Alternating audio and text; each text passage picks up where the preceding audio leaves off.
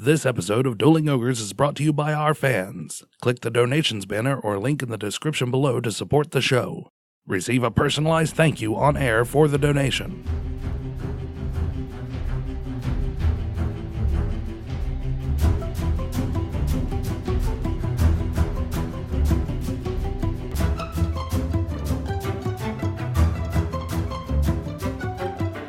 Prepare yourselves for a battle of epic proportions between two titans. Feast upon their voices and revel in their words. This is Dueling Ogres.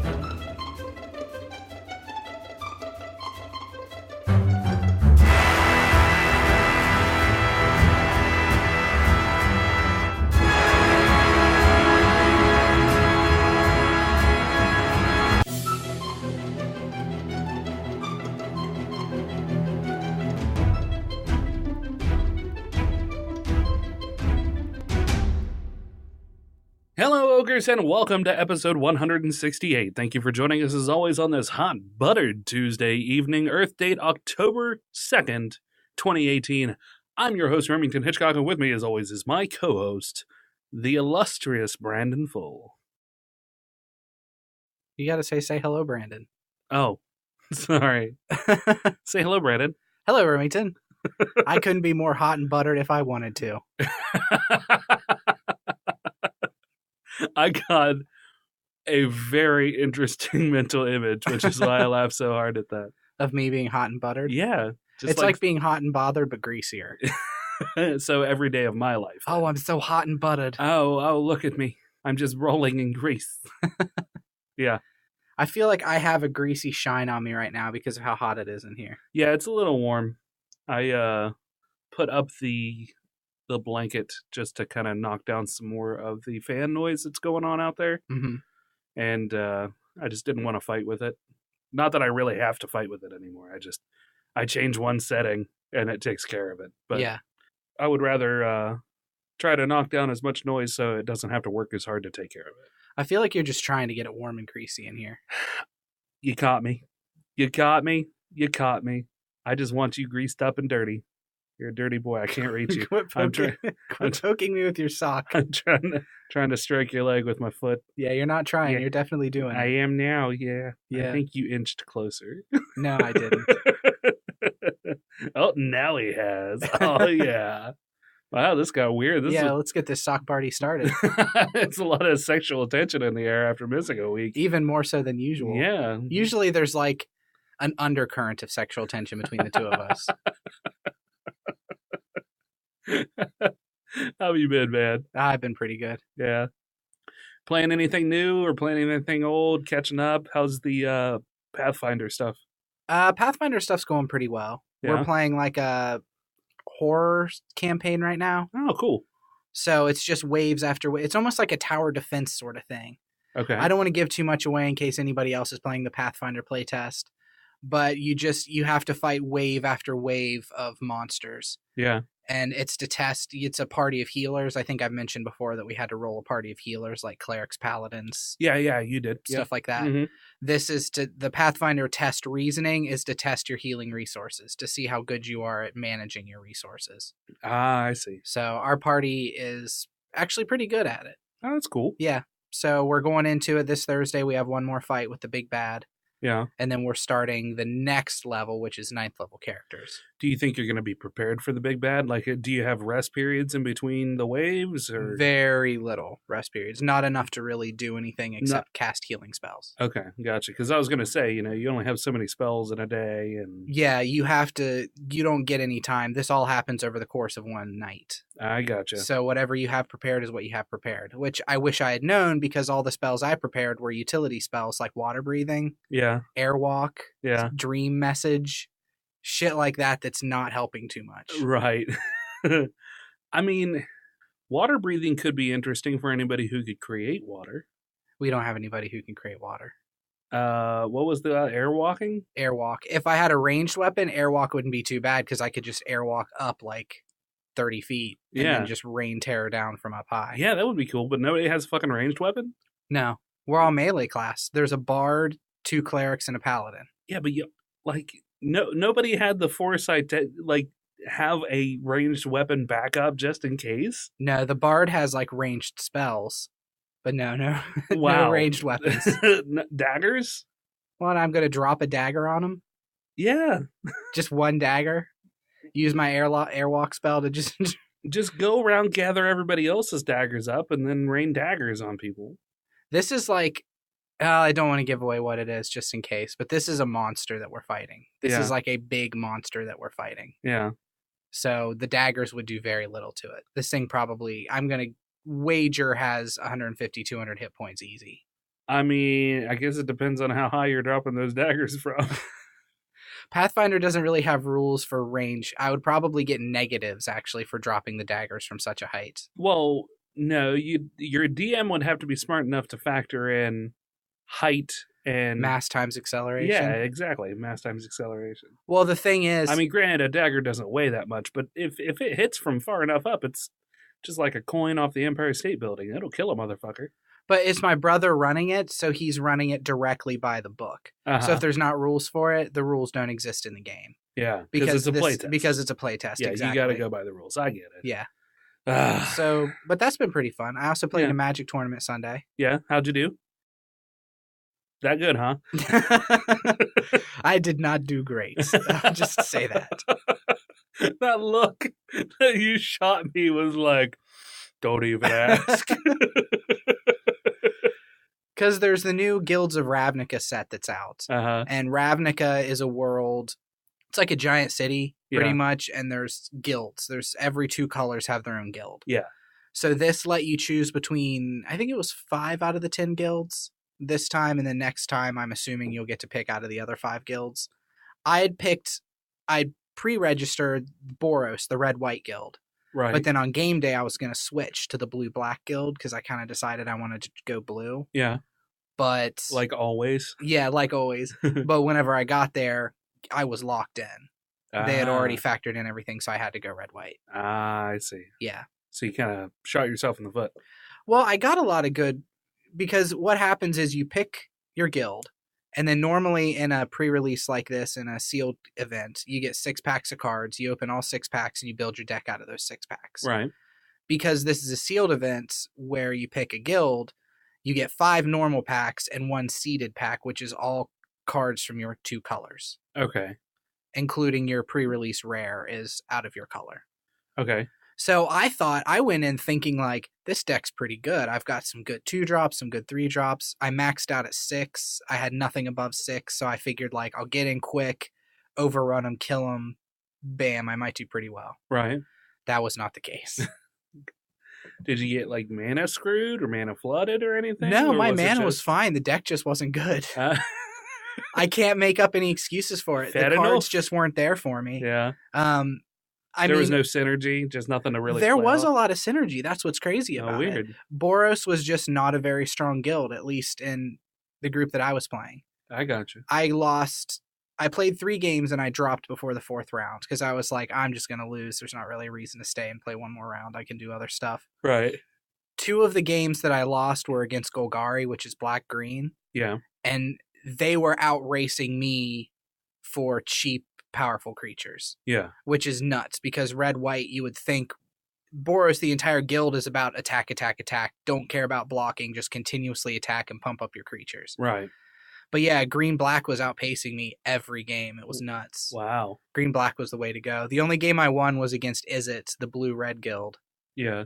And you were talking about playing Izzet before you had... I considered it, yeah, but like I said, I was locked in. But yeah, the guy did pretty well. I just kind of outdrew him. Yeah. He had a good deck. I just outdrew him on that one. Yeah. Well, sorry it didn't work out for you. That's all right. I still had fun. That's all that matters. Except that I lost, so it wasn't as fun as it should have been. I got 1 pack for winning 1 game, so I left there with 1 pack. Did you at least get anything good out of your participation trophy? I didn't open it. Oh, actually, anytime I win sealed product at these events, I stash it away. Yeah. So I have probably 30 unopened packs of Magic cards going back the last 2 years. Really? Mm-hmm. I didn't know that about you. Why?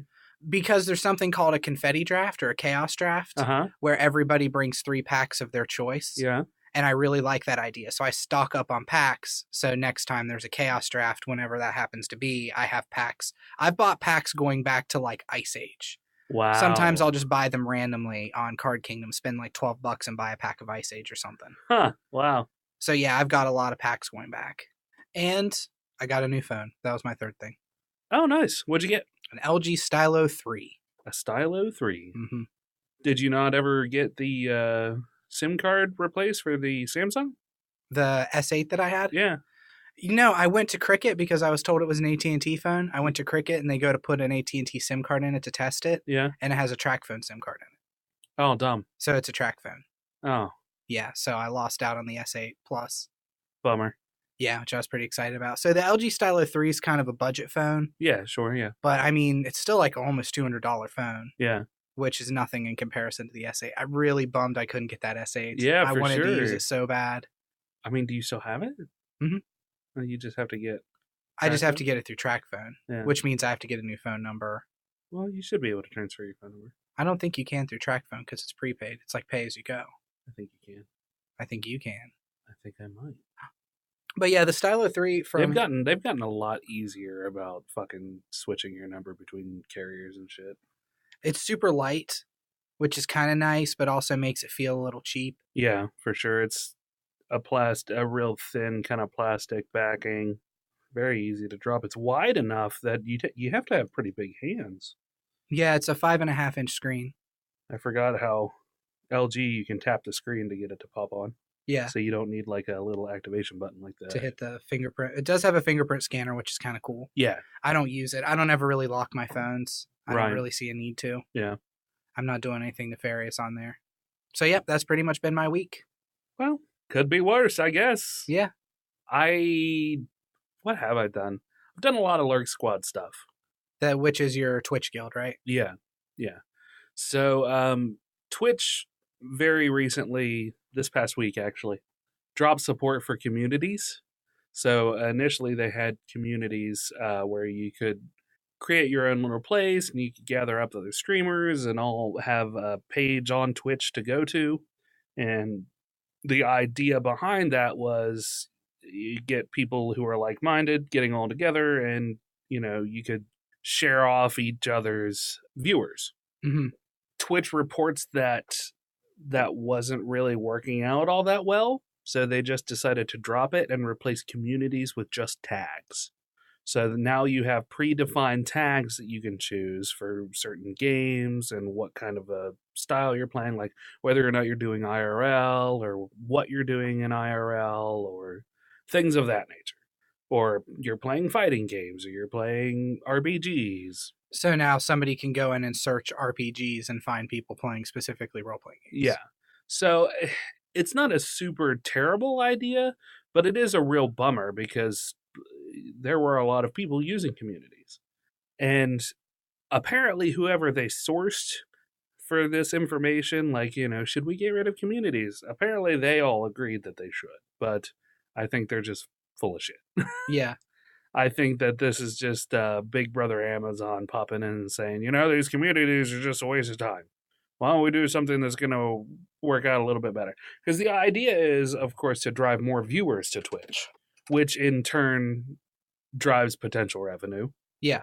The affiliate program is still really easy to get into, but disrupting communities actually makes it a little more difficult.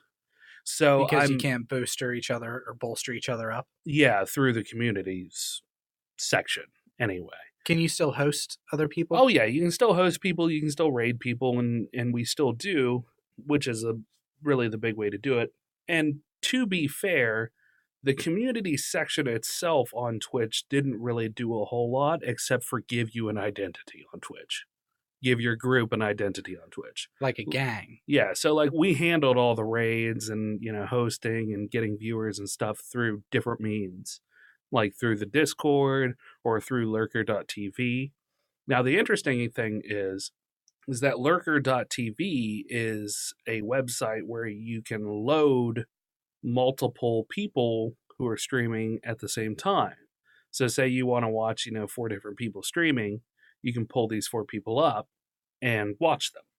Well, they also had a communities tab where you could just put in the community and watch everybody who's streaming with that community tag. Oh, okay. Which seems useful to have. Exactly. If you find a community you like. Yeah. And that's how, if you use Twitch to sign in, your view counts toward that affiliate count. Gotcha. Because you had to have so many viewers, so many average viewers in a month. So you could go to lurker.tv and pull up 4 people at once, sign into your Twitch, and it's considered you're watching 4 different people for viewer counts. Exactly. Can you still do that? Yes. Okay. And that's because Twitch hasn't fully removed communities. It's still in the back end. Because, in true web design form, better safe than sorry. Yeah. You don't just delete shit off of your website. You hide it for a while until you realize that you truly don't need it anymore, and then you delete it. So that's what they've done. So at the moment, lurker.tv is still working. But because eventually they'll remove that communities code from Twitch, we wanted to have a place online to a web presence online. So the website has been live for, I don't know, a month now, but nobody's really known about it. And that's just because it's WordPress based, just like ours. So I've been doing stuff in the back end whenever I've had time to get it shored up. This was even before they had dropped communities. You were working on it before knowing they were going to drop communities. Yes. Just to have the presence anyway? Yes, exactly. Of course, the communities thing lit a fire under my ass, so I got everything as dialed in as I could without having people to, stress test it. Yeah. And got everything in line. I just cut a video earlier today about how to use the website, basically. And you said it was a 40-minute video? Yeah, I talk a lot. I think when I recorded it, it was actually like an hour. And I think I have it shored down to 35 minutes. Yeah, I think it was an hour or something, and then I cut it down to like 39 minutes. So I cut a video for all the newer people just to let them know, because originally we had some community leaders, and the idea is if you were watching somebody that you thought would be a good fit for the group, you'd put them in a recruiting room, and we would go check them out. Well, life gets in the way, and sometimes we just don't have the time to do that. So we needed something that was a little more hands-off to be able to check people out and approve them or not approve them. Like occasionally, we had, just as an example, and I won't name the streamer or anything, of course. But we had one guy who had played with somebody who was also a streamer. He really enjoyed hanging out with him, but he dropped the N-word a lot. What? Yeah. Which I guess you can argue for, like, if he's also African American, whatever, but was he black? He was not black. Oh. Yeah. Now, it's all good in your circle of friends if you have a lot of African American friends and they let you, because that's basically what it boils down to. They let you say it. Yeah. That's one thing. But if you're streaming out to the world and you're a white guy dropping the N-bombs, yeah, you can't really be doing, because that reflects back on your guys' community too. Exactly. So, we had talked to him and said, hey man, I understand kind of where you're coming from, because it's part of, where you are and your vernacular and et cetera and so on. But you can't do that. Not only is it considered hate speech by Twitch terms of service, even if you don't mean it that way, it reflects poorly on us. So, we like your content, but you got to watch your mouth. Was the guy interested in trying to watch himself, or was he more like, he was what I am? He was. No, he tried for a little while, but in the heat of the moment, you do it again, and it's just, nope. Yeah. Sorry. Gave him a trial period of us watching him, basically. And he had tried really hard. He went several days of streaming without doing it. Without saying the N-word. Yeah. But, get frustrated one time and yeah. Yeah, and then suddenly Polygon or Kotaku catches that story about a streamer saying that, and you guys are connected to it, and shit goes sour.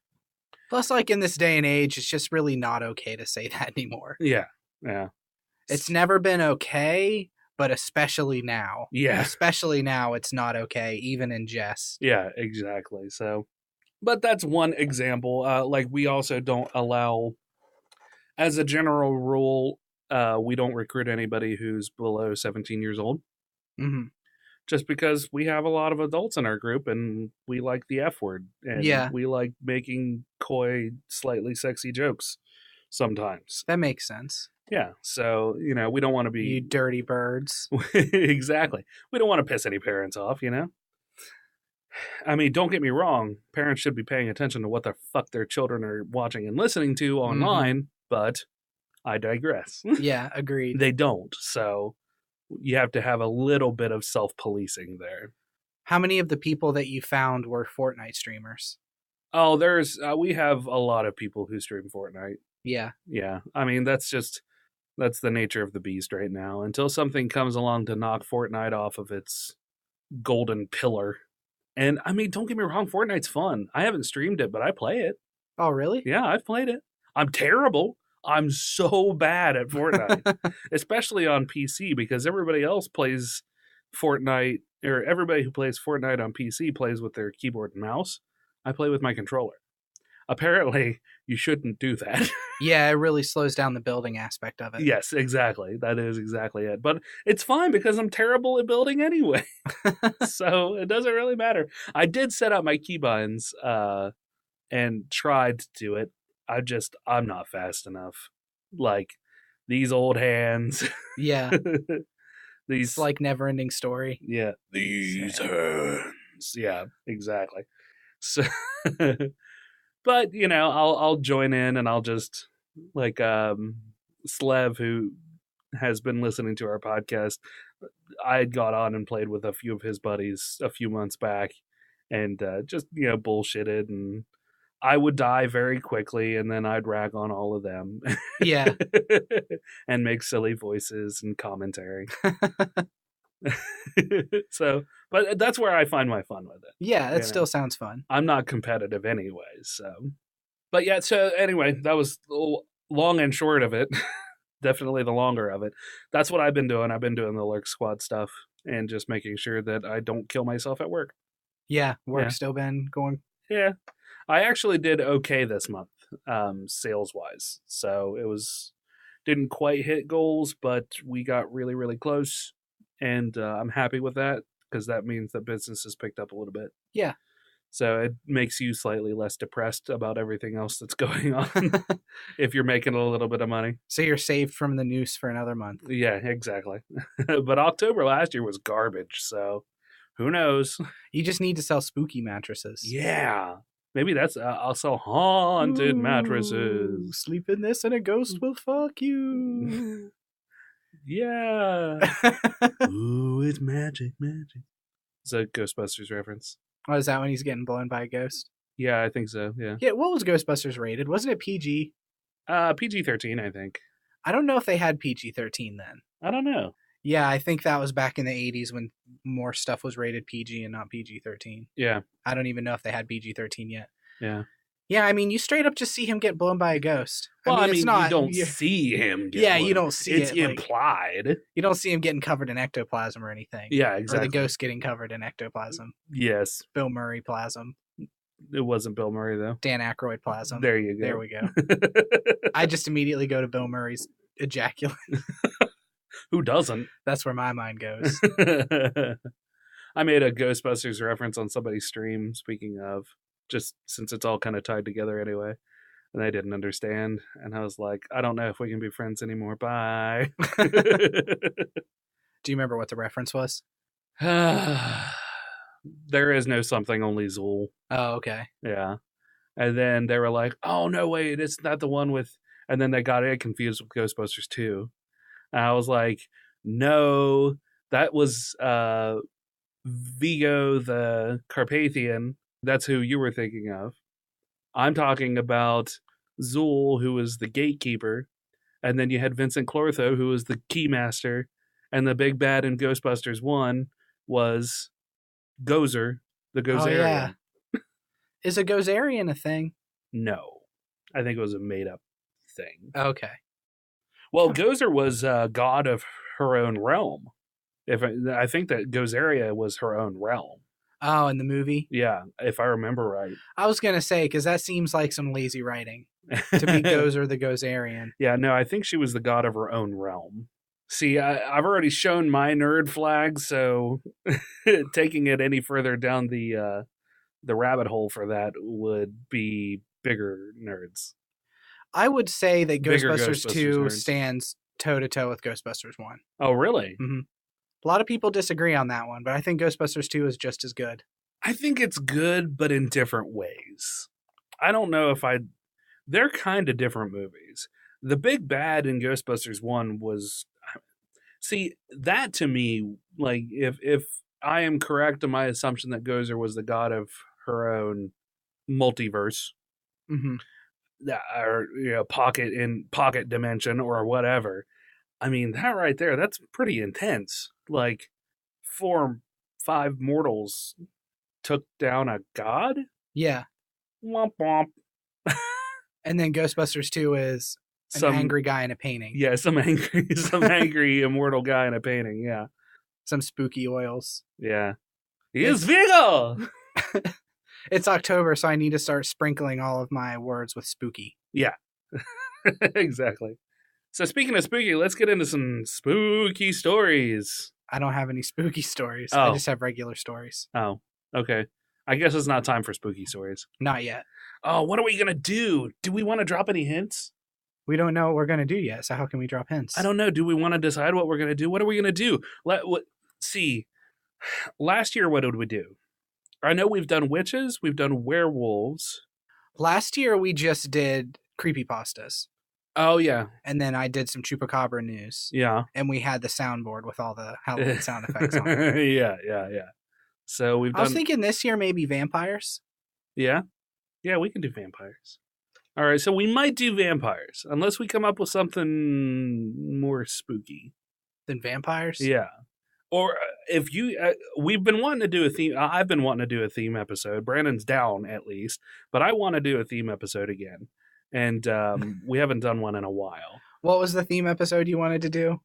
That I kind of put the kibosh on? Rainbows, I think. Yeah. I was like, do you think we can talk for an hour about rainbows? And you're like, no. No, I do not. No.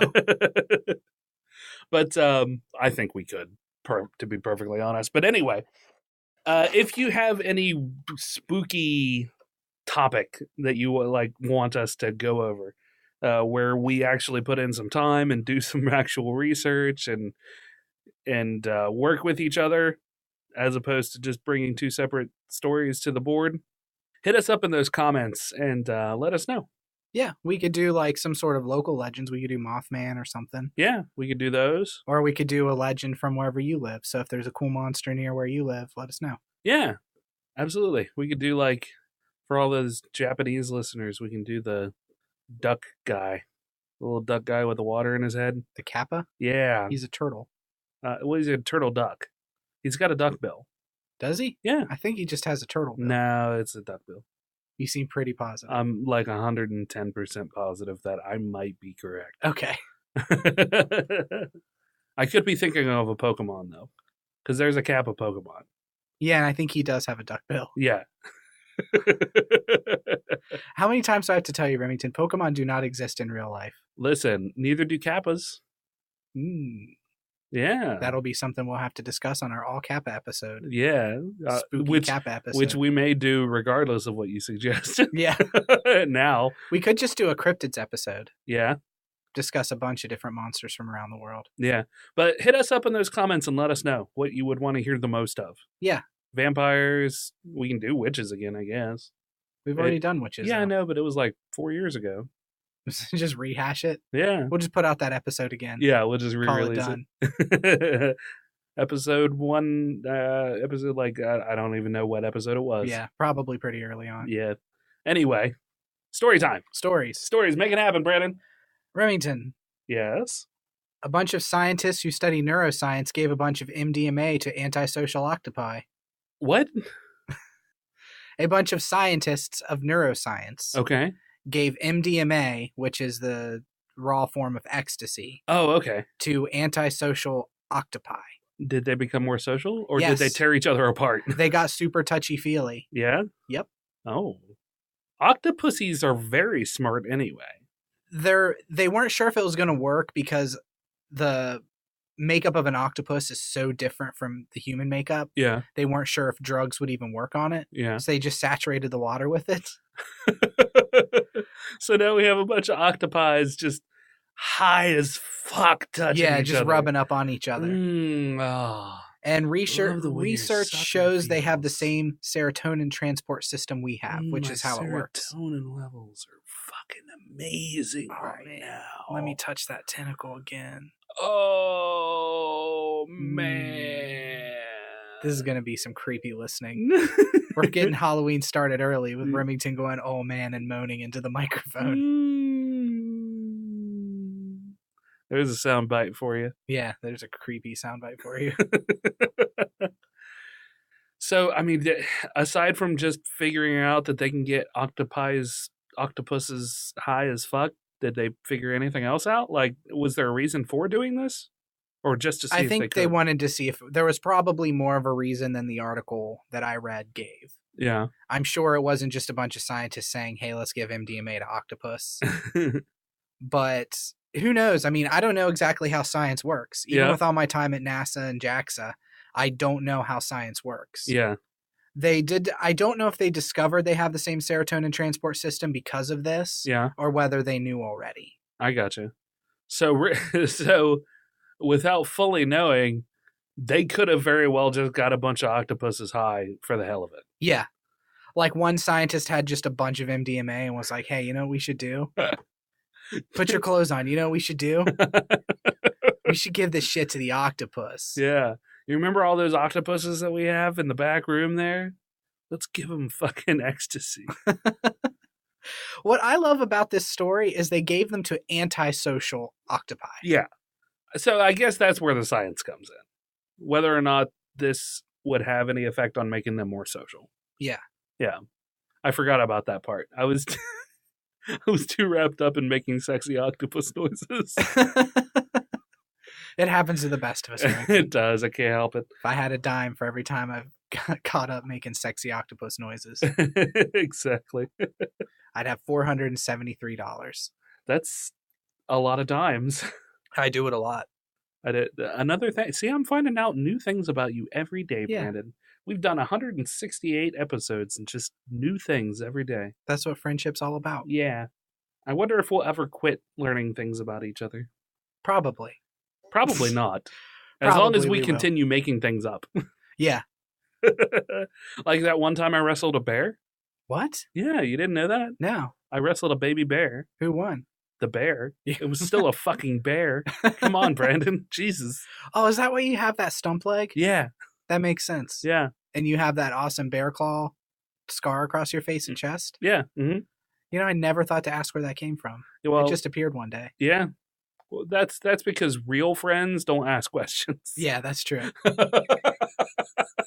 That's kind of been your motto of friendship. Don't ask questions. Real friends don't ask questions. Hey, if he's got something wrong, he'll come to me if he wants to talk about it. He knows I'm there. Meanwhile, I'm dying inside. Oh, I can't make people talk to you. That's the thing. Like, that's what I've run up across a lot, is people don't want to talk about it. And I'm like, you should talk about it, but you're not going to, so I guess, what can I do? Yeah, it was something I found from the other side of the coin, and not to be like all pessimistic all of a sudden. Right. Is people just don't really give a shit about your problems. Oh. You know, for the most part, like if you go to somebody and you're like, hey, I'm feeling this way because of X, Y, or Z going on, a lot of times people just don't care. Everybody's wrapped up in their own stuff. That's true. I care, just me specifically, but I don't show it very well. Mm. I'm very dry when it comes to that. And I think it's just because I try to take a logical approach to it. And I don't know, maybe that's, I don't know why I do that. But I'm not a very emotional person anyway. I knocked over my soda. And then you start crying. I'm not a very emotional person myself. It's a flat no. But yeah, no, I'm not a very emotional person. I don't cry. I mean, I laugh a lot, so I have a lot of joy, but I don't get upset or sad very often. Mm-hmm.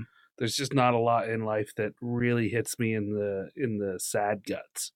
So the only time I cry usually is when I'm watching anime, Really? which we've talked about this before. Yeah, I don't remember this at all. yeah, I cry during animes. It doesn't matter if it's just the way those voice actors go. I don't know what it is, but when they're like screaming at the top of their lungs for somebody to come back or whatever, it always gets me and I just cry. Or when there's a happy reunion, like fucking Ash finally gets Pikachu back after being separated for months. Yeah. He's like, "Hey, little buddy." Yeah, always gets me. So you're just a huge fucking nerd. Yeah, I am, Brandon. Okay. Mm-hmm. See, And still learning new things. Sometimes that extends to other things, but it really depends on the performance of the actors and actresses involved. Yeah. Yeah, we've totally talked about this on the podcast before. I'm sure we have. That's the good thing about being friends with me is I don't remember stuff a lot. So you can tell me, just wait like a reasonable amount of time and tell me something again, and more than likely I've forgotten, and I'll be like, "What? That's awesome." I'm the same way. It's fine. Yeah. Like, remember that one time that I fought a bear? What? All right. I love these. I love these when we miss a week or two. we try to get back on the ball of things and it just doesn't work. We just don't know what we're doing anymore. It's like we've never done a podcast. What's this podcast thing that we're doing? I think listeners appreciate these episodes too sometimes, though. I agree. The ones where we're not so rigid in stories. Yeah. Speaking of being rigid in stories and talking about Halloween, apparently there is a skull-like death comet that is going to pass by Earth just days after Halloween. Fucking metal. So this is from interestingengineering.com because, you know, asteroid 2015 TB145 was discovered in, can you guess what year it was discovered, Brandon? 2015? Yes, and has made headlines worldwide due to its odd shape resembling a skull. So in this article, which you can find linked below in our show notes, there is a picture that was taken obviously by a satellite of the inky dark blackness of space in the background, and this it's basically a silhouette of this asteroid. And then we have kind of an artist rendition that is very much more skull-like. I am going to wager 10-1 that it doesn't actually look like a skull when you get up closer to it. I mean, this is such a low-res picture. Yeah. The artist rendition, they really took some liberties with that. Yeah, I think so as well, because you have some places that are hidden here, and that very well could be rock that you just don't see. Yeah.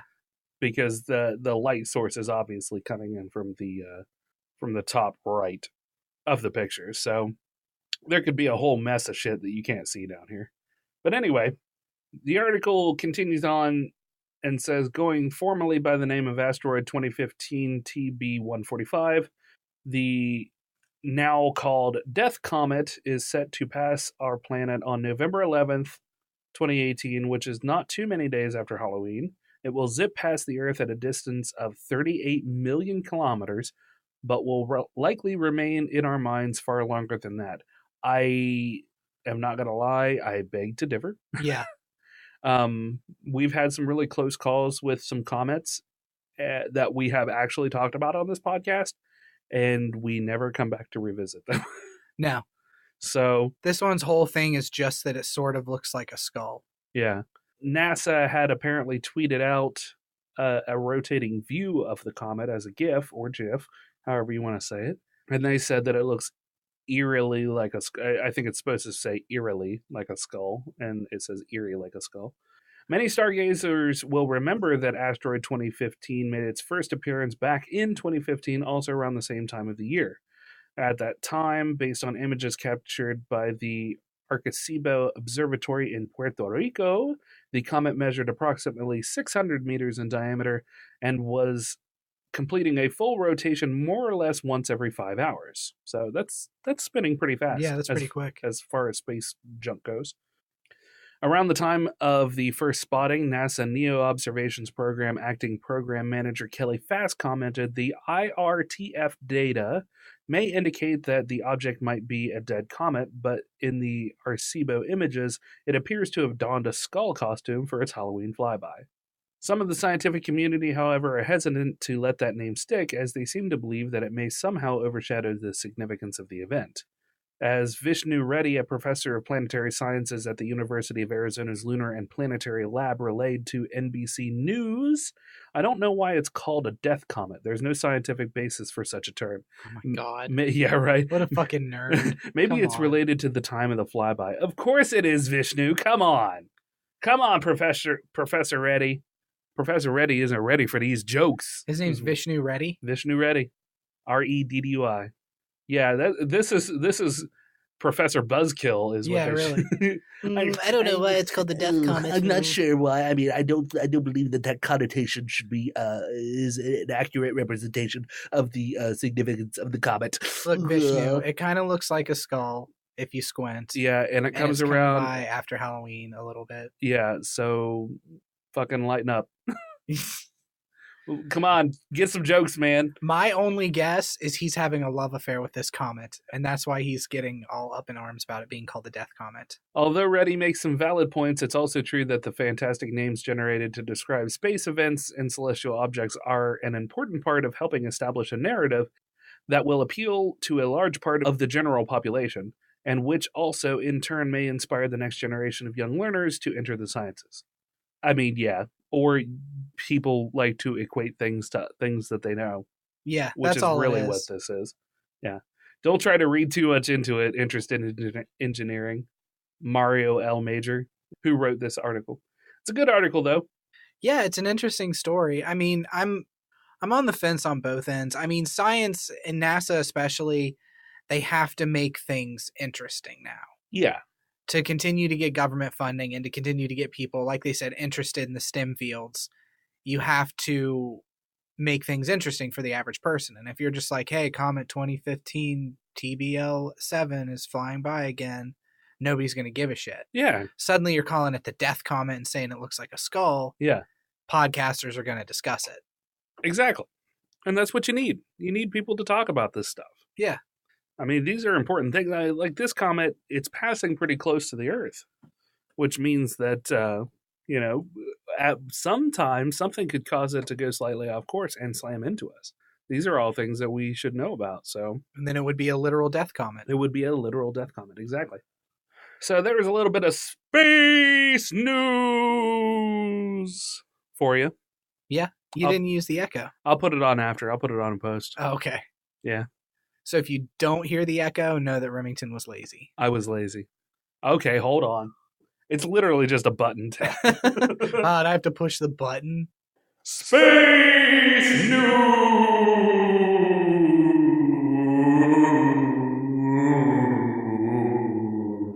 All right, you're just milking it now. You were echoey when you said that. I know. I was from a cave. You just wanted to get in on it. I did.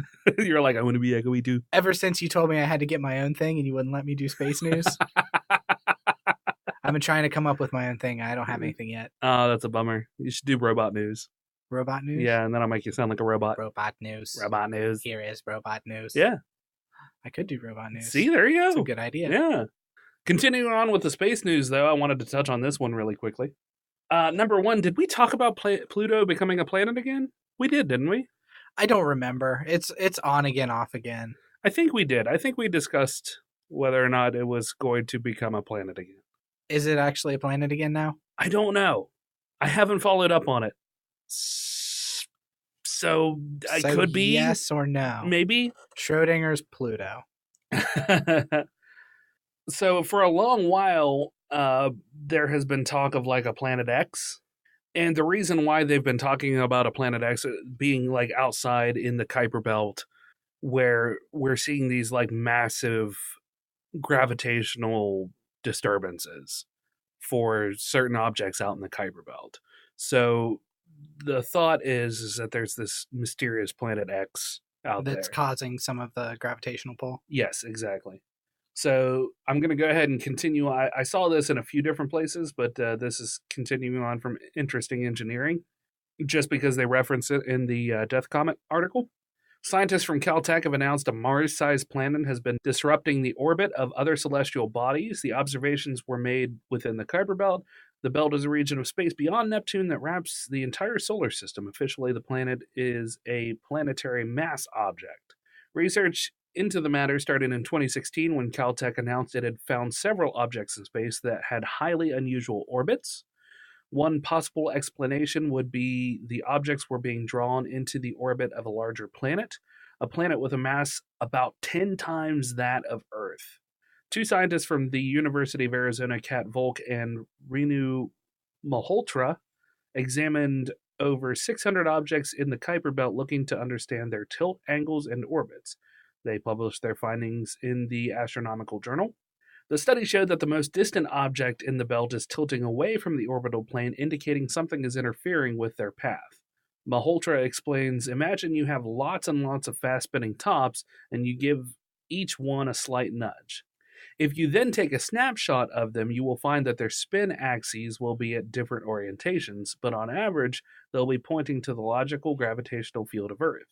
In summary, the serious warping of the object's planets points to one conclusion. The most likely explanation for our results is that there is some unseen mass, lead author Volk continued. According to our calculations, wow, that's the best phrase in scientific language. According to our calculations. According to our calculations, something as massive as Mars would be needed to cause the warp that we measured.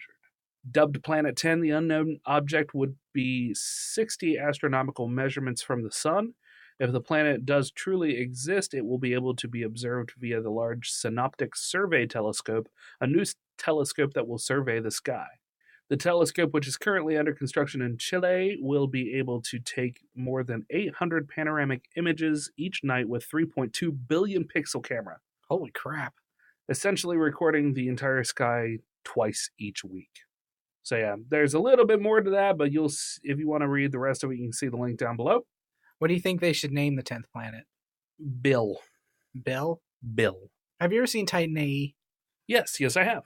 At the very end, spoiler alert for a 25-year-old movie at this point, or however long ago Titan AE came out. You're probably right, yeah. They have that giant arc that they're trying to find that creates a planet. Yep. And at the end, they name the planet Bob. Yes. That's why I went with Bill. You didn't want to be too derivative of Titan AE? Yeah. Man, that was such a good movie. Not to go off on a tangent, but Titan AE was a super underrated movie. Oh, it wasn't underrated. It gained an incredible cult following. Oh, really? Oh, yeah. It was written by Doug TenNapel, the same guy who created Earthworm Jim. Oh, yeah? Mm-hmm. I remember reading that somewhere, but I didn't remember it. I was a huge fan of Doug TenNapel for a long time. Yeah? Mm-hmm. Did they keep Snot around? Like in the cartoon or in the games? Either or. Snot wasn't in Earthworm Jim 1, I don't think. Okay. I think Snot appeared in Earthworm Jim 2. Okay. Because he was definitely in the comic, or in the cartoon. Okay. Because I remember it was one of those gamer magazines way back in the day. It wasn't a PlayStation specific one, but it was like Power Magazine or something like that. Okay. And it was when they were teasing Earthworm Jim coming out, the first one. And they were giving, so this was even before the game launched. And they were like, this is coming, and they listed Snot. That's where I learned how to draw Snot. Oh, maybe it was in, or he or she or what. Well, I don't know if he actually made it into the first game or not. I mean, I don't remember. I don't think he did make it into the first game. It's been a lot of years since I've played Earthworm Jim. Mm-hmm. But I don't think he did make it into the first game. I think you're right on that. Well, because there's a level where you're fighting like a Major Mucus, I think his name is. Yeah. Who's like a little snot military guy. Yeah. And at one point you're parachuting and you're using Snot as a parachute. Right. This is Snot with 2 T's. Yes, it is. But yeah, that's about the only thing that I can still draw with any kind of skill. I still get compliments on my Dueling Ogres shirt sometimes. Oh, yeah? Mm-hmm. Yeah, but I mean, I had to work really hard for that. Yeah. Like, I can, if you want me to draw you something real quick, like, if you see me on the street, I'll bust out Snot, because he's the only thing that I can remember how to draw easily. Yeah. Yeah, I remember seeing Snot in a lot of your notebooks in high school. Yeah. Speaking of PlayStation, though, Sony has announced the PlayStation Classic Mini. Oh, Did really? you see that? No, I did not. Yep, it's going to be like the NES Classic console, Yeah. but it's a mini PlayStation that's going to have 20 games loaded onto it, Okay. including Final Fantasy VII. Oh, wow. Mhm. I don't have a list. They released 5 games for it that were coming out. I didn't write them down Okay. because I forgot. Right. So I don't know what all's on it, but there's going to be some good stuff, I'm sure. They may have announced more than the 5 games at this point. Actually, I have some of the games right here, Brandon. Ooh. The PlayStation Classic launches with 20 games pre-installed, including Final Fantasy VII, Ridge Racer, Type 4, Wild Arms, Jumping Flash, and Tekken 3. I'm excited about this. Are you? Yeah, I am. See, I grew up a Nintendo kid. So did I. So I'm excited to actually try to catch up on some PlayStation stuff. Yeah. Now, again, this is something I probably won't buy. Right. This would be one of those things that would be a good gift. Yeah, a Brandon gift. A Brandon gift, just like the NES Classic and the SNES Classic. Yeah. Did you ever get any of those? Mm-mm. Did you not? No, because nobody gifts me anything. They were hard to find. Yeah, they were hard to find for a while, and then they got Nintendo mass-produced them again, so they're a lot easier to find now. Yeah. Well, maybe you'll get some of them this year, Brandon. Maybe so. Because the first time that we actually tried to get you one, and we just couldn't find anywhere that had one. Oh, yeah, they sold out so fast. Yeah. I was working, I guess it's been long. Has it been long enough now that I can talk about it, besides NASA where I worked? Or should I always leave it a mystery? Nah, fuck it. Keep it a mystery? Whatever you want to do. So I was still working at NASA at the time, and the NES Classic came out, and people would watch me open boxes of shipment and see if there were NES Classics. Sometimes I would just put the box behind the counter because I didn't want everybody to rush me all of a sudden. Yeah. But word would get out like, hey, NASA is getting a bunch of shipments of NES Classics in today. Go check it out. Have you guys figured it out yet? Have you figured out where Brandon worked before that wasn't really NASA, but is totally NASA? Yeah, it was NASA for sure. It was absolutely NASA. Yeah, but word would get out, hey, NASA is getting a big shipment of NES Classics today. That's ridiculous. So everybody rushed to NASA and wait in line and asked the one person working behind the counter at NASA Yeah. if they've got In the NES, gift shop. Yeah, in if the they've NASA got the NES Classics. They sell model spaceships, astronaut ice cream, NES Classic consoles. That's it. Nothing else. But yeah, the PlayStation Mini console comes out December 3rd. Nice. It's going to have a price tag of $99. $99. My thing is, the only reason, without seeing the other list of games, the only reason I would really want it would be for Final Fantasy VII. Yeah. Now, I could buy Final Fantasy VII for my PlayStation, which I own, Yeah. for like $25 to $35, Right. which seems like the way better bet, because then I would actually own the original Final Fantasy VII. Right. Now, getting my PlayStation 1 to work, that's the appeal of these consoles. Is you don't have to hope that your old system still works and hook it up, and you're not able to hook it up through HDMI, and you have to have the components, Yeah. the component cables. Yeah. And what I like about it is that it if you have a capture card, it opens up the ability to stream these old games online as well. Yeah, that is true. And that's kind of nice, being able to do that. So yeah, man, I want to play Halo. I'm sorry. I really want to play Halo. You need to get an Xbox One, man. They're so cheap now. Are they? You can get them for like $250. I'd actually have to save from paychecks. Yeah. I'm not good at that, Brandon. I've gotten a lot better at it since living on my own. Yeah. Being the only person paying rent, I've gotten a lot better at pulling out money and being like, okay, this money sets aside. I do not touch this money for anything. Yeah. Because I am terrible at saving money most of the time. Right. I just won't check my bank card and continue to spend money until it gets declined. And then I'm like, well, guess I'm done spending money now. Yeah. I pay very close attention to mine. So I have it on my phone. So I pull it up and go. Keeping in track with gaming news, I have one other gaming news story here. Okay. Spider-Man for the PS4 Yes, getting rave reviews. is the best-selling PlayStation 4 exclusive of all time. Wow. It sold 3 million copies in its first 3 days, in addition to having over 1 million pre-orders before it came out. Jeez. It outsold God of War. That's amazing. Mm-hmm. I'm not really surprised. I mean, the game is fantastic from what I've seen. It looks so good. I haven't played it, but it looks beautiful. It looks It's- beautiful. It looks like it plays beautifully. Mm. And everybody is playing it. To me, it's a system seller. I want a PlayStation 4 just for this game. Yeah. Spider-Man is notoriously my favorite superhero. Right. So, and it just looks like you have so much freedom of Spider-Man to do whatever you want. God, Yeah. I can't even put into words how much I want this game. Exactly. I would definitely love to play it, but I will not buy a console just for a game. You can buy an Xbox One and get the Halo Master Chief Collection. It has all of the Halo games on it. Oh yeah? You can play them in original graphics or updated graphics. That's not bad. Mhm. But see, the real draw is I want to play some Griffball though. So I got to make sure that I can play some Griffball. Here's what's crazy about the Xbox. Yeah. The Xbox 360 was automatically backwards compatible with original Xbox games. Yeah. So you can have connected to a LAN an Xbox One running the Master Chief Collection. Yeah. An Xbox 360 running Halo 1. Yeah. And an original Xbox running Halo 1. And you can LAN all three of those together and play. Oh wow. Mhm. That's pretty cool. Yeah, because of the backwards compatibility program. Yeah. That's pretty awesome. Yeah. For I think it's sure. neat that they added in the fact that you could connect an original Xbox with your Xbox One. Yeah. Absolutely. Well, let's continue down the gaming news then. Okay. I have a couple here. Witcher or Mega Man? Mega Man. Mega Man, another one of Brandon's favorite games. Mega Man. Mega Man! So this comes from rockpapershotgun.com. Mega Man 11 zaps, bounds, and powers up on PC today.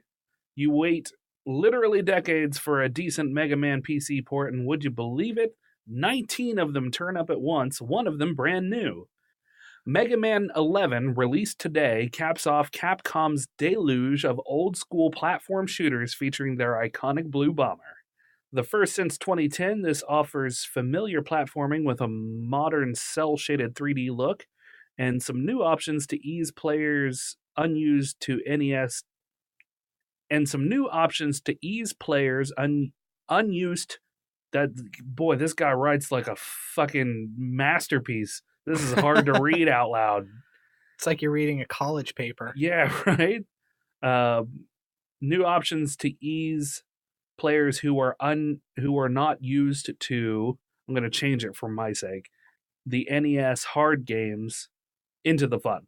Wow. I don't know if that sentence will make full sense when I get it all edited, but whatever. No, that's going to be word salad. Oh, Did they give a review of it? Or did they give it a score? he goes on to say Mega Man 11 doesn't fix what isn't broken. You've still got your choice of 8 initial stages with their own bosses, each of which provides you with a handy new weapon. There's cute little enemies in invincible construction helmets, Dr. Wily planning nefarious robo-crimes, and only one little blue robot boy who can save the day. Still, it has some new ideas. Biggest is the double gear system. You overheat Mega Man to either boost your speed, which is called bullet time, increase firepower, or activate a once-a-level super boost, best used to stylishly finish off bosses. And then he goes on to say that he has yet to play it, but he did link the Mega Man launch trailer, which we're going to watch right now, and I'm going to get your opinion on. So that's available for Nintendo Switch, PS4, Xbox One, and on Steam. Yes. Yes. So what do you think of that trailer, Brandon? I think it looks awesome. I've been following Mega Man 11 for a while now. Yeah. I haven't seen that launch trailer, though. Oh, yeah? Mhm. Did you see anything that really kind of got you excited? There was a robot frog, which was pretty awesome. Yeah, That made me smile. it did. I just hear Brandon like gasp or something behind me as we're watching it. And I look back and he's like, Robot Frog. I'm torn between picking it up on Xbox One and Steam. I'm definitely going to buy it. Yeah. Probably next paycheck. Yeah. Depending on how much it is. I'm guessing like $20. I don't know. If it's not that much, I might pick it up on Steam. I don't know if my laptop will run it. I mean, I can run regular Mega Man games, obviously, but this one looks pretty flashy. I don't know if my older laptop will run it. I don't know. I mean, 2D and kind of cel shaded, it'd probably still handle it just fine. But yeah, I've been following it for a while. I look forward to it. Yeah, because I am notoriously bad at Mega Man games. Oh yeah. When we were doing the Retrograders Brandon and I sat down to play through some Mega Man. You got so it's the most pissed I've ever seen you. Or close to the most pissed I I've was ever so seen bad. you. I'll make a note to link that video down in the description below as well. So you can watch, or maybe I'll put a little timestamp on it just so you can go to the place where you can see the frustration truly building in my face. Yeah. And you edited that video. Mm-hmm. So there was a black screen that pops up that says 10 minutes later or something, and it's just me dying Yeah. over and over again. It's pretty funny. Yeah, I had a lot of fun editing that one. Oh, but yeah. So hopefully I will have a little bit better. I blame the controller a lot on that one. Yeah, you do. This controller's so unresponsive. It probably has nothing to do with the fact that it's like a USB. You were doing just fine though, so obviously wasn't the controller. Mega Man is my jam. I played a lot of Mega Man as a kid. Yeah, I still play it. yeah. All right, what else you got, Brandon? Penguin Classics is releasing a book called Penguin Book of Hell. Penguin Book of Hell. Mm-hmm. What the fuck is that? It's a book that takes us through 3,000 years of eternal damnation. It's a collection of what hell is like over 3,000 years of different religions and cultures. Huh. That sounds really interesting. Apparently, 6 out of 10 Americans believe in an afterlife in which people are punished for evil deeds, according to a 2014 Pew survey. How many?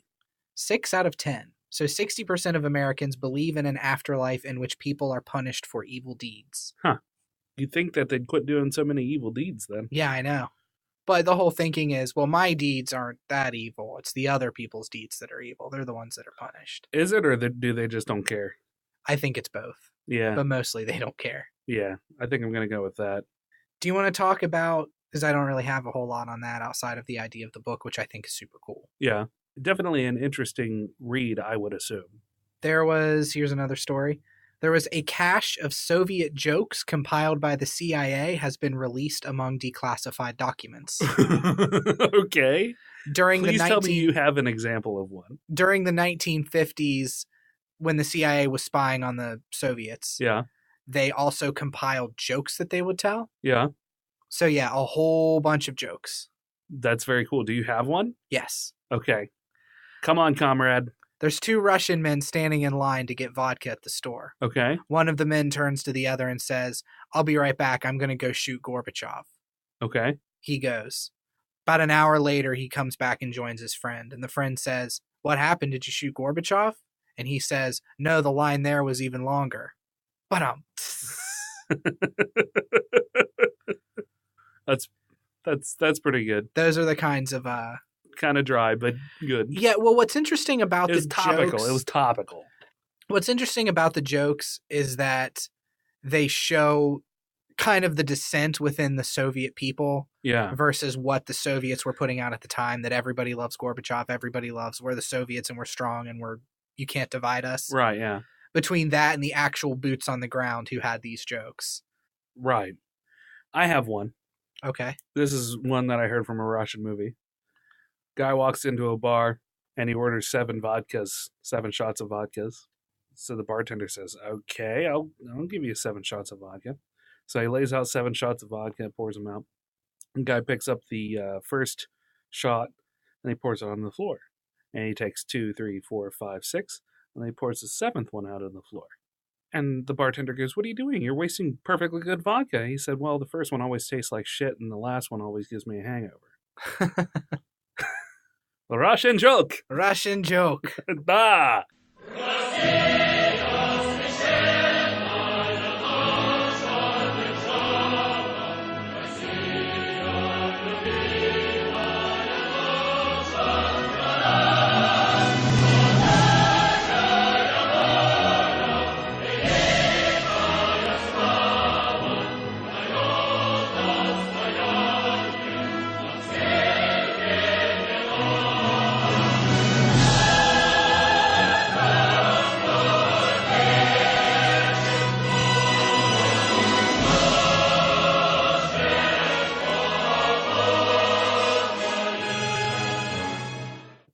I want to pop back because I didn't even think of it. I'm going to pop back to the video games real quick. The Witcher author is demanding, well, his lawyers, I believe, moreover than anything, are demanding $6 million in additional payment from CD Projekt Red after his lawyers had deemed that he was not paid enough for the use of the character that CD Projekt Red is getting out of it. That guy has been kind of a dick about this whole thing, from what I understand. Oh, really? Basically, CD Projekt Red came to him and said, hey, we want to use your Witcher property. We'll pay you X amount of dollars. Yeah. And he said, yeah, sure, that's fine. Take it.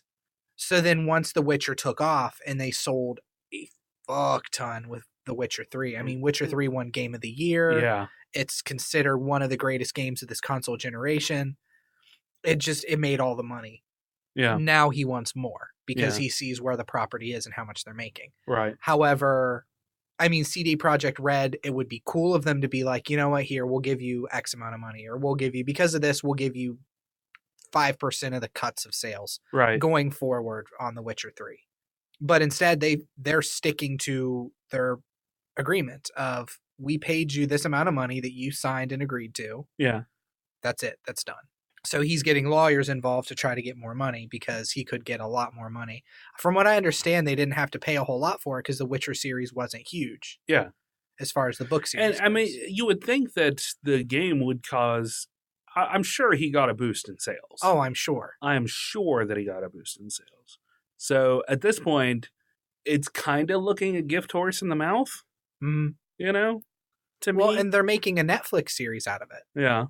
So he's getting money from that too, I'm sure. Hopefully, yeah. Oh, I'm sure he I would is. They're not expect. basing it off of the CD Projekt Red game. Yeah. They're basing it off of his books. Yeah, so The guys from sounds kind of douchey to me. Well, I from mean, it sounds everything like I he's a read- little more money grubby than. he's been pretty cantankerous. Like, he complains about the games Yeah. and the way they took the story. And Yeah. the games have been apparently pretty faithful to the books. Oh, really? Mhm.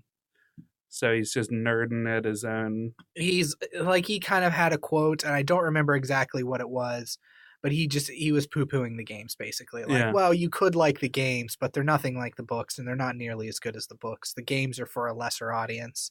Like, he talked about how games weren't art. You can't really, people who play games aren't really as high up as people who read books. Like, Yeah. I don't know. He has a really sour attitude about all of it. I Probably gotcha. because he sold it for so little. Probably. Mhm. That's his mistake.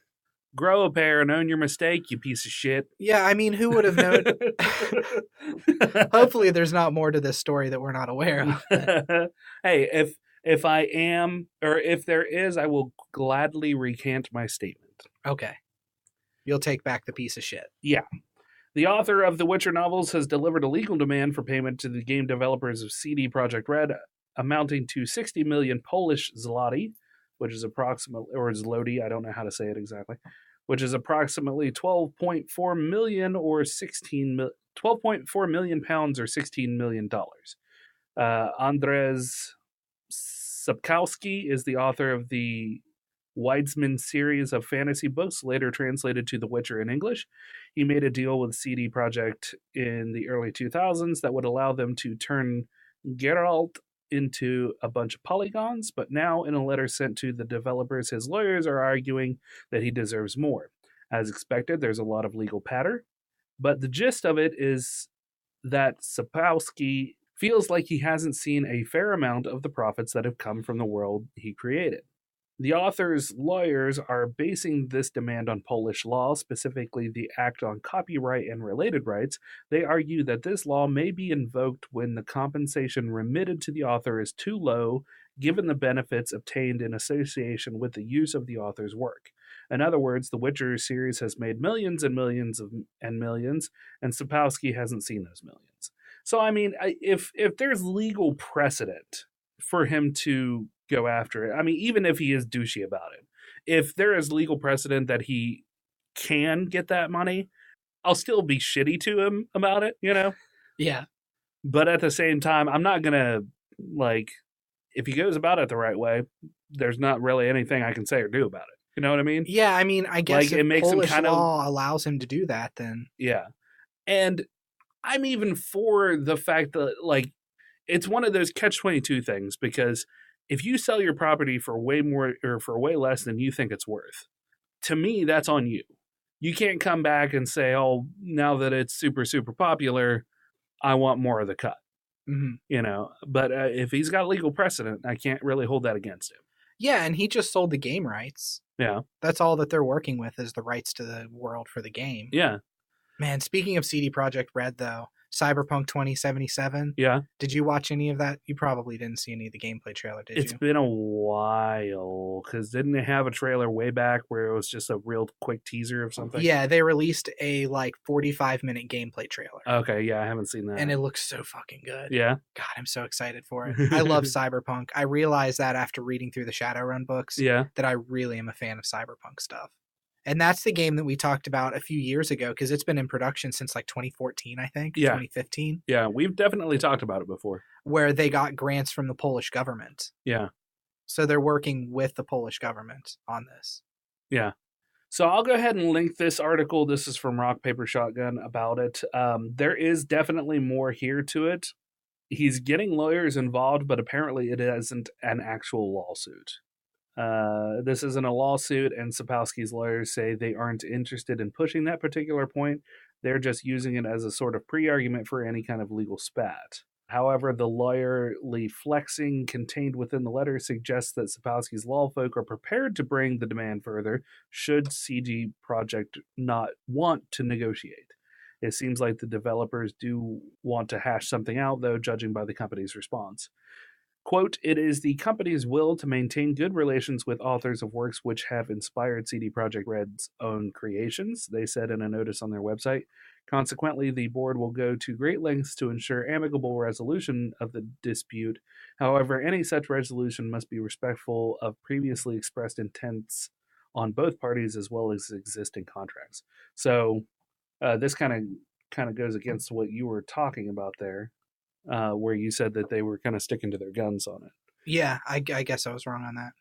Well, and this was today. Oh, okay. So, you may have been right at one point, and maybe they've reneged a little. Yeah, we'll go with that. Yeah. We'll go with I was correct at one point. Yes. I like that idea better, too.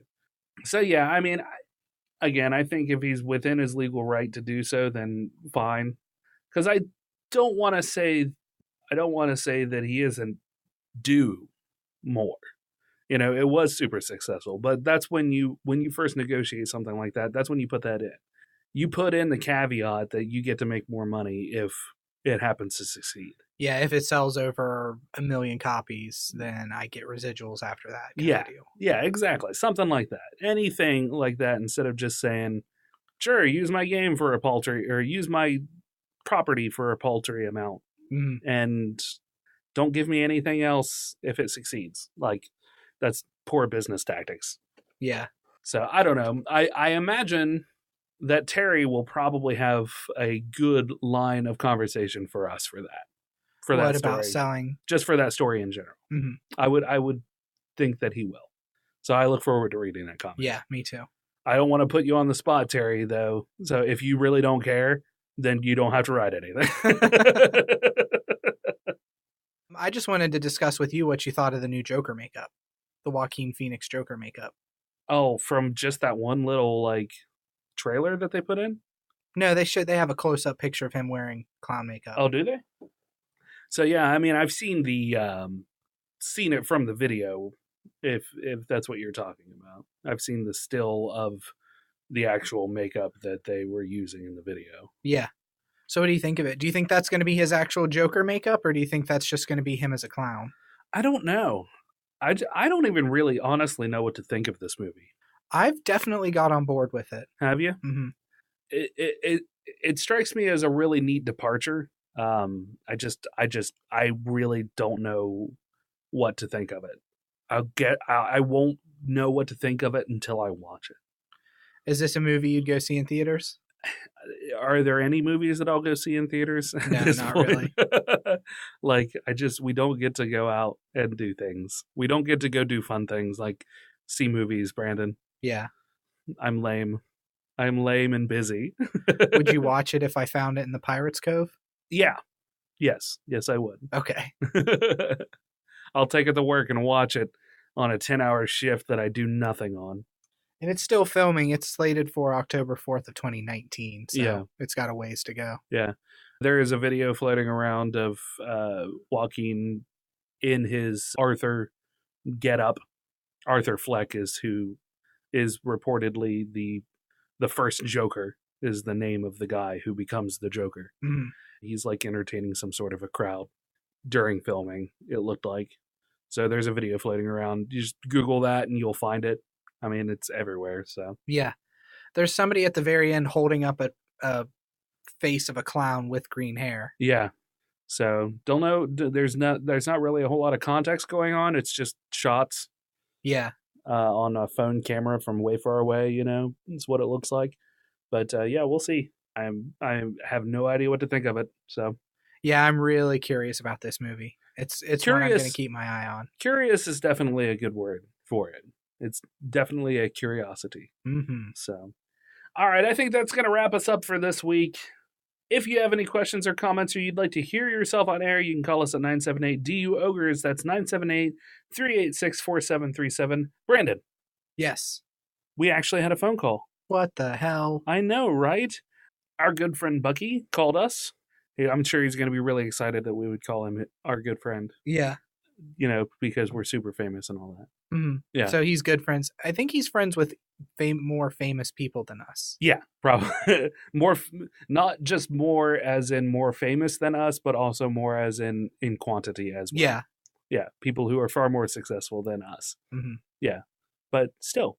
Yeah, we're not bitter. We don't hold that against him at all. No. We'll still publish his Bucky sound off whenever he gets around to making another one. Yeah, will they publish it?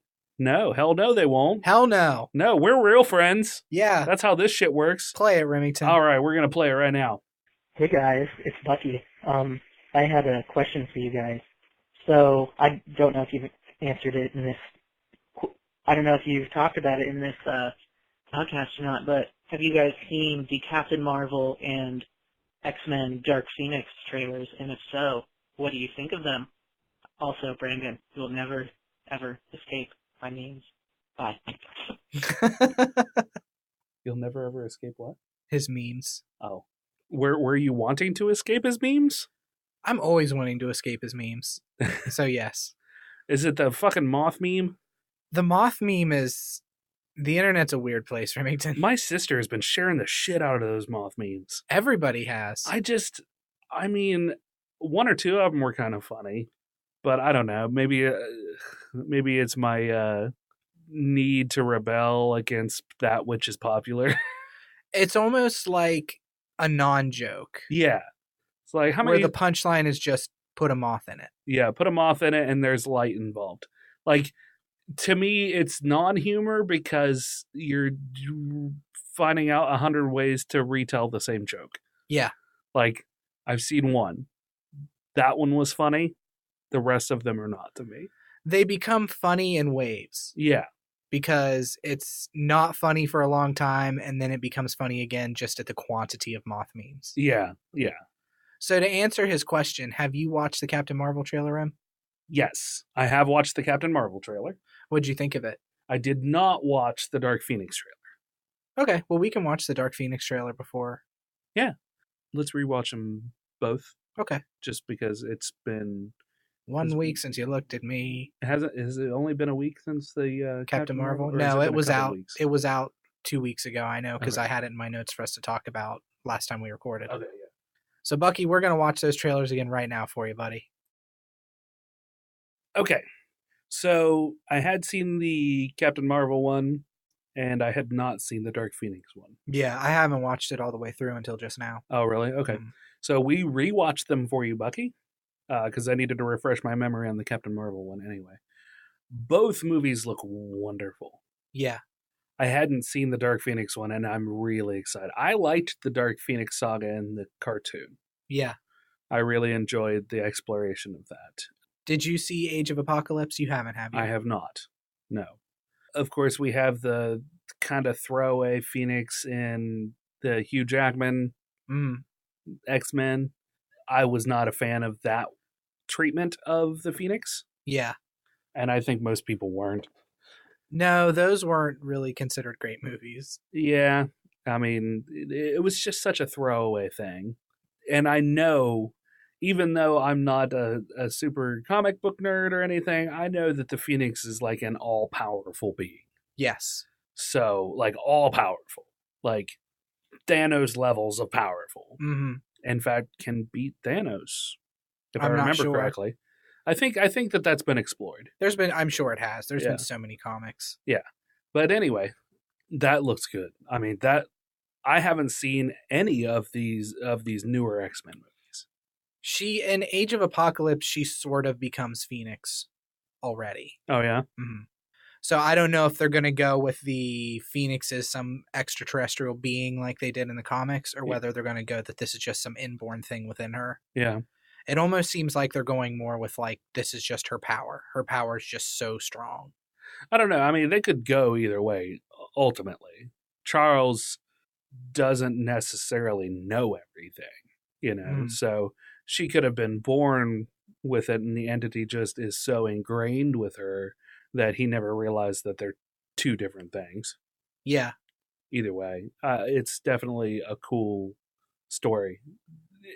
Exciting me enough to want to go back and watch these new X-Men movies. You can skip First Class. I need to bring over Age of Apocalypse for you to watch sometime, though. Yeah. I have it on Blu-ray. I don't know if you have a Blu-ray player or not. Yeah, we do. It's in Ginger's room, but yeah, Okay. we have one. Yeah, you guys should sit down and watch it sometime. It'll catch you up on everything. Yeah.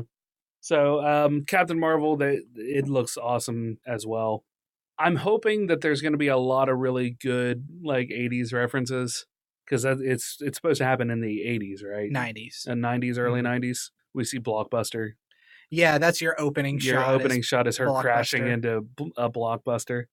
So I'm hoping there's going to be a whole lot of, like, 90s nostalgia that is just going to tickle my nostalgia bone. Button. My nostalgia taint. Yeah. Is that what we're going to call it now? Yep. There's our new t-shirt.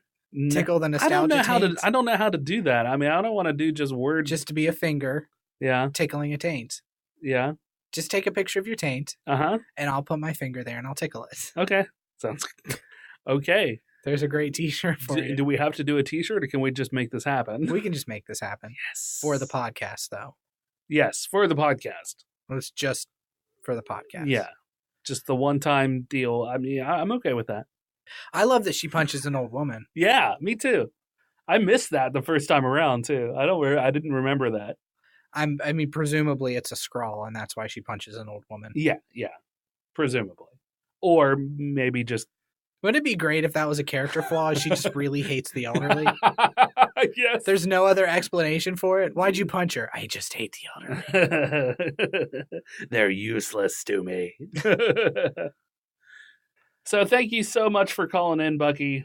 We appreciate it so much when people call in. So if you want to chime in, 978-DU-OGRES, 978-386-4737. You can also reach us on Twitter at Dueling Ogres. Email us at duelingogres@gmail.com, or leave a comment on the Facebook page like these nice people. Brandon, go! Bucky commented and he said, they already make phones that fold in half. They're called flip phones. Womp womp. To which Jesse Starcher responded with a GIF, right? Yeah, a GIF of Morgan Freeman pointing up and saying, he's right, you know. Jesse Starcher of the Source Material podcast, which you can check out on podcast networks and stuff too. Yep. Definitely check that out. Absolutely. Also, Viscount Terry W. Irvin II commented, and he said, I don't see cell phone makers enabling ease of self-repair. Too much money involved.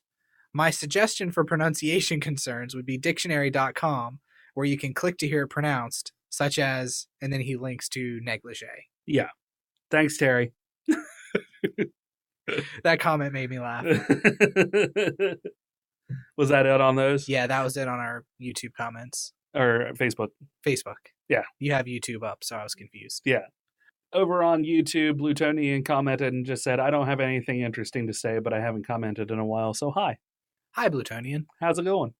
I hope everything's well. It's good to hear from you. I haven't seen your stream in a while. I don't know if you've been streaming and I've just missed it, or if you haven't been streaming, but hope all is well. And we have a new article out. Mandaru is back with her YouTube Gaming Channels Volume 6, where she highlights I Has Cupquake. Which I am very familiar with. Oh, yeah? Really? Mm-hmm. You a big I Has Cupquake fan? My daughter is. Oh, yeah? Or was. Is she not anymore? No, she watches tiny cooking videos now. I don't even know what that is. Is that a exactly what? No, Remington. Is this where they make food for hamsters? Yes. Okay, I've seen it. I'm down with that. Yeah, she's really into that right now. Well, and who gummy wouldn't stuff. be? People making gummy foods. Okay. You should teach her how to make gummy foods. Gummy candies. I've never done it before. It's not super easy, but it is fun. It's just like sugar and gelatin, isn't it? Yeah, but cooking candies is a fine art form because if you need a candy thermometer. Oh, okay. You need a candy because if you go over it just a couple of degrees, you're fucked. So I'll make sure to tell her this. Yeah. All right, honey. Always remember, use your candy thermometer because if you don't, you're fucked. You're fucked, true believers. Make sure to subscribe on our website for glowing content like this where you cuss at your child at duelingogres.com for news shows and articles pertaining to some of your favorite geek news. If you have any interest in writing your own geek news and having us publish it, do it. We'll do it. We do all the things. We'll do it. We'll do it. Do it well. And finally, be sure to leave a 5-star review on iTunes or find us on YouTube, iHeartRadio, Spotify, Stitcher. We're not on Pandora. What are some of the other Google one? The Google Podcast guys thing. We can do that as well. Anywhere you can find a podcast. iTunes. I said iTunes. Yeah. I wanted to come back to it. Just mention it again. Yeah. Yeah. Leave that 5-star review because it boosts us higher on the cool kids list. We're coming for you, Mark Maron. Yeah. He doesn't even know we exist. No. And if he did, he wouldn't care. So, yeah. So until next week, Ogres. Or never after that. But probably next week. Keep your clubs blunt. And your tusks sharp. Good night. I was trying to counterbalance your sadness. Thanks, Brandon. And your tusks sharp. And your tusks sharp.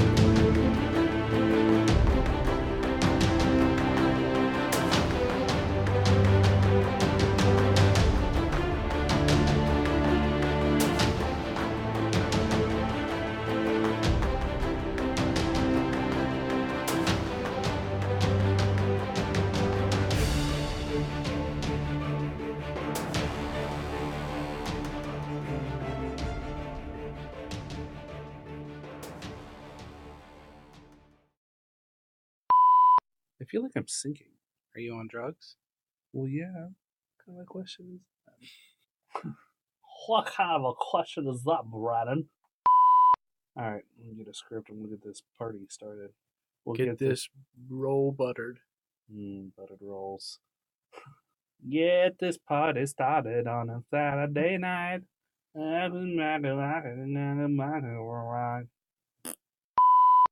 Repeat ghoulish Venet. Repeat ghoulish. Oh shit! Fucking words. Mega Man 11 released today. Released today, comma. Yeah. Mega Man 11 released. Sorry. It's okay. I really wish I would have written down more. I'm totally gonna stitch in the Russian national anthem after that. After we say Russian joke. You should. I'm going to. Or you should just end the episode on the Russian national anthem. Yeah. As we fade out. No, I'm going to do it for that joke. Right there? Yeah. So it's going to be that joke and then just pause and then Russian national anthem? Yeah, it's going to fade in, yeah. Oh, okay. Uh-huh. Okay, that works. It'll be like 3 or 4 seconds of it. Okay, I was thinking you were going to... Not the whole thing, you were going to Brandon. stitch in like a fucking 3-minute... Yes. Now I am.